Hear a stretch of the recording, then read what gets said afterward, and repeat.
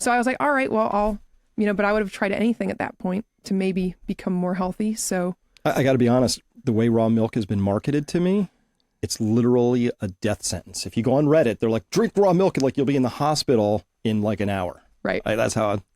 Yeah, I mean, then that's what I was expecting. I was not expecting, I was like, all right, let's go get listeria juice and give this a shot, fully expecting to become violently ill. Yes. But I didn't. Okay. I didn't become violently ill. I didn't become ill at all. Uh-huh. At first, nothing happened, but I'm not dying. Let's keep this up for a few weeks. Yep. And within a few weeks, I started to improve. Within a few months, I was significantly improving. And eventually, I knew for sure this was working. Something here was working. And I credit it to a combination of the glutathione and the microbiome reset, because it's one of the most powerful probiotics in the world. If you take probiotic capsules, you got maybe 6 strains of acidophilus and other probiotics that are manufactured in there. But if you're consuming unpasteurized milk, what you're consuming is thousands and thousands of strains of bacteria in small amounts. In an ecosystem, an intact ecosystem. Correct.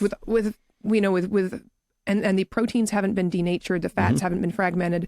It does not become a hyperinflammatory beverage in the way that it would, with pasteurized milk.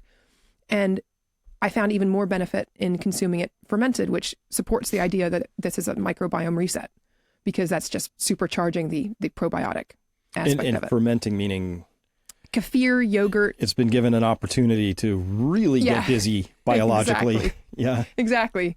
And so, some people may not be familiar with quorum signaling, but when bacteria reach a certain level, a certain percentage, their chemical signals, for many of them, will indicate to the other bacteria of the same species, we've reached a certain level. And at that point, a switch can flip and they'll become pathogenic. Oh. In raw milk, it's very difficult to occur because there are so many different strains all competing that almost nobody can reach a level. So even if there is trace E. coli, trace salmonella, trace listeria, there's a good chance it gets completely crowded out and even killed by other bacteria, because the vast, vast majority, here's the dirty secret, or you could say the clean secret, right?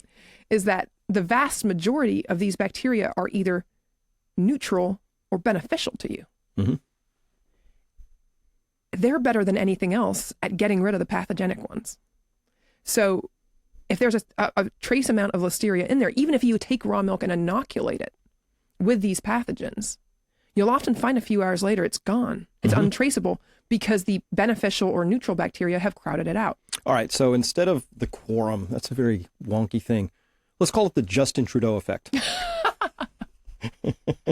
Right? I like that. You hit a certain level of too manys, and next thing you know, you're toxic and bad for the system. Yes. That's Canada right now. Right. So. Canada, yeah. Are you tired of feeling run down, maybe low energy? You know you've got some pounds you'd like to lose. Maybe you've got brain fog or something like that. Listen, we think we have the answer to all of that, and it begins with your food. If you're like me, you were shocked to hear testimony recently that unraveled and unearthed and exposed the idea that our food has been made addictive by addiction specialist scientists, the tobacco scientists out there putting things in our food. Maybe it also shocked you to discover that Europe does not allow all kinds of stuff in our food because they know it's toxic. What is the combined effect of all of this? Listen, we know what the data is. It's horrifying. The number of children showing up with type 2 diabetes, the total metabolic disasters unfolding across the land, marked by obesity, sure, but we have cardiovascular issues, concomitant rises in cancers, all of these things, and it all starts with food. Garbage in, garbage out.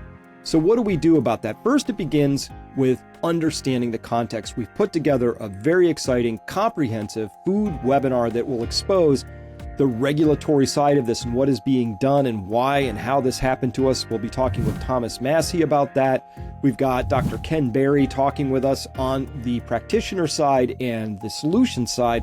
We've got Tracy Thurman talking to us about the war on farmers and the war on food that has been happening. And Robert Barnes to help us understand that as well. Many, many other guests to both define what the problem is and what we can do about it. And we want to make it as simple as possible. Here's an example. Tortillas. Hey, maybe you're even on keto and these are carb-wise. So these have low amounts of carbs. See that? Carb-wise. Yeah, these are carb-wise, so keto-friendly. I want to note something. You see how fresh these look? Yeah? You see any mold in there? Any bacteria, any yeast, any sign of anything, any organism in there? These things expired in June and it is now November. So, what are they putting in our food that even black mold won't eat it? I don't know, but I've decided that if it's not good enough for black mold, it's no longer good enough for me. Once you start down that path, you realize that we have got sugar and preservatives and salt and seed oils, all of the chemicals that are unnecessary, and the fact that the food pyramid is absolutely wrong. So if you like effective information that leads to effective action, this webinar is for you. It's going to be the usual thing that my team and I will put on. It'll be organized, digestible, easily understandable, and most importantly, it's going to be actionable in ways that you will understand what to do. And I've designed it so that you would easily be able to send this to anybody that you love or care about, say, can we talk about this, and have it as a starting point for conversation. But what we really want, we want you to be healthy because, well, who doesn't want to be healthy? Health is the number one form of personal capital that you can have, of course. But given everything that's going on in the world, being healthy and vigorous and active are going to be dominant strategies and things you're really going to want to be carrying in. So folks, it's time to get prepared on all levels. It begins here. It starts at home. It begins with our eating. And let's just make sure that we're not eating stuff that even black mold won't touch. With that, thank you very much for listening, and we'll get back to our regular programming now. I want to jump to the outside for a second. So my statement that I opened with here is that I now see my food system is fundamentally toxic. Okay. Sometimes people don't notice things. Maybe I didn't notice. But as I've looked into this, I've discovered some things, which is that the people I've entrusted to not put toxins in my food, the FDA, the food companies, right? They knew that these things were toxic. They had all the data, and they not just failed, but in our easy hard framework we use at Peak Prosperity, if there was ever a chance to do the right thing or the wrong thing, they always did the wrong thing. And I understand. It's hard to do that by chance, Chris. It is very hard to do that by chance, but am I being too cynical in your experience? No, this matches my experience. I've had the same experience of turning over rocks, finding rabbit holes, and it seems like without fail, every single time you find that things that are bad for your health are allowed to stay put. Yep. And the things that are good for your health are taxed. They're taxed. They're regulated out of existence. And it's hard to see how this would happen purely by chance.